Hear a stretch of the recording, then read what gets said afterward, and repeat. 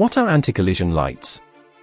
Anti-collision lights, also known as beacon lights or strobe lights, are a set of lights required on every aircraft to improve visibility to others, as well as collision avoidance measures by warning other pilots. Historically, they have used incandescent bulbs, but recently light-emitting diodes have been used.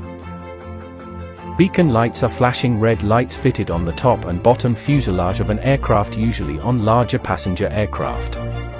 Their purpose is to alert ground crew and other aircraft that an engine is starting up, running or shutting down, or that the aircraft is about to start moving. Some spin to produce the flashing effect, increasing the chance they will be noticed. Beacon lights are bright enough to be seen from the ground, and can be used to identify aircraft from the ground in dark or overcast conditions where the plane itself isn't completely visible. Strobe lights are flashing white lights on the furthest left, right and, on larger aircraft and some smaller ones, back points of an aircraft.